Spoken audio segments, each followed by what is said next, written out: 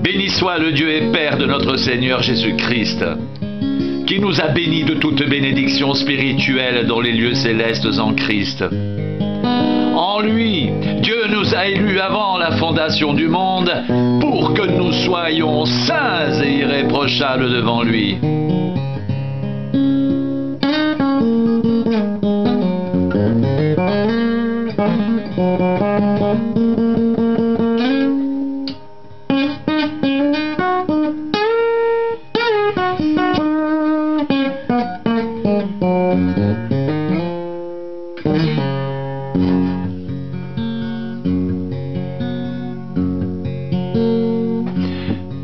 Il nous a prédestinés dans son amour à être ses enfants d'adoption par Jésus-Christ,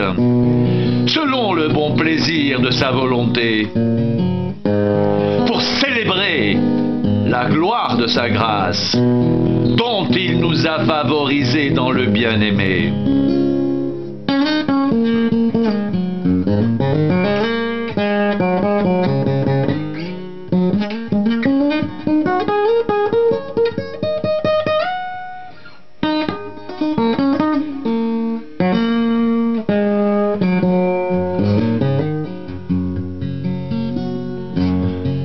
En lui, nous avons la rédemption par son sang, le pardon des péchés, selon la richesse de sa grâce, que Dieu a répandue abondamment sur nous par toute espèce de sagesse et d'intelligence. Il nous a fait connaître le mystère de sa volonté, selon le bienveillant dessein qu'il avait formé en lui-même,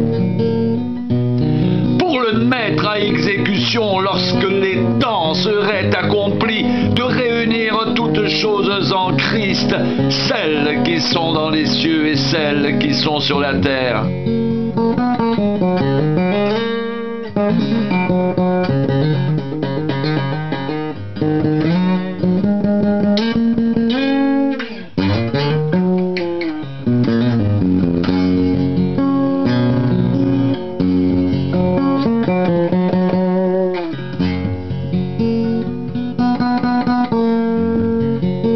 En lui, nous sommes aussi devenus héritiers,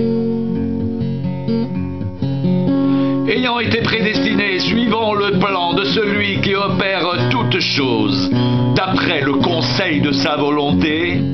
afin que nous servions à célébrer sa gloire, nous qui d'avance avons espéré en Christ.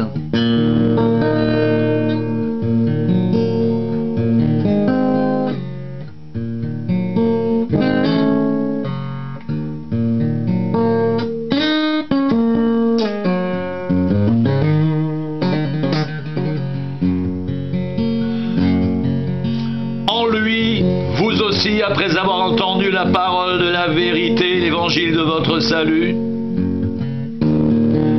en lui vous avez cru et vous avez été scellés du Saint-Esprit qui avait été promis, lequel est un gage de notre héritage pour la rédemption de ceux que Dieu s'est acquis pour célébrer sa gloire.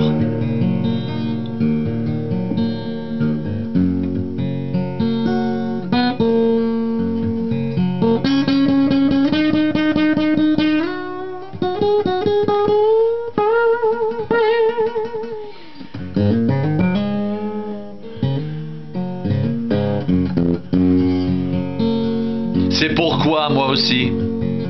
ayant entendu parler de votre foi au Seigneur Jésus et de votre amour pour tous les saints, je ne cesse de rendre grâce pour vous.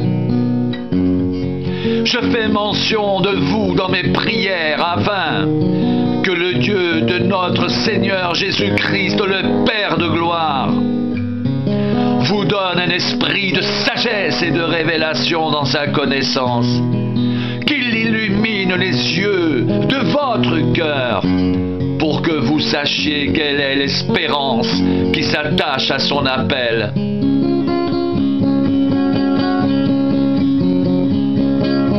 Quelle est la richesse de la gloire de son héritage qu'il réserve aux saints. Et quelle est envers nous qui croyons l'infinie grandeur de sa puissance, se manifestant avec efficacité par la vertu de sa force. Il l'a déployé en Christ en le ressuscitant des morts et en le faisant asseoir à sa droite dans les lieux célestes, au-dessus de toute domination, de toute autorité, de toute puissance, de toute dignité et de tout nom qui peut être nommé, non seulement dans le siècle présent, mais encore dans le siècle à venir.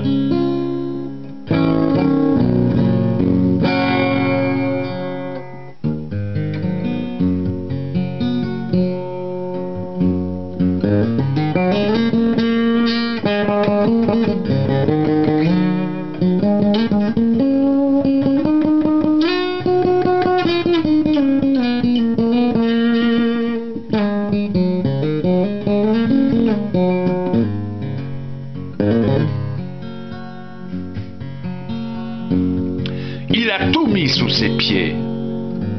et il l'a donné pour chef suprême à l'Église, qui est son corps, la plénitude de celui qui remplit tout en tous.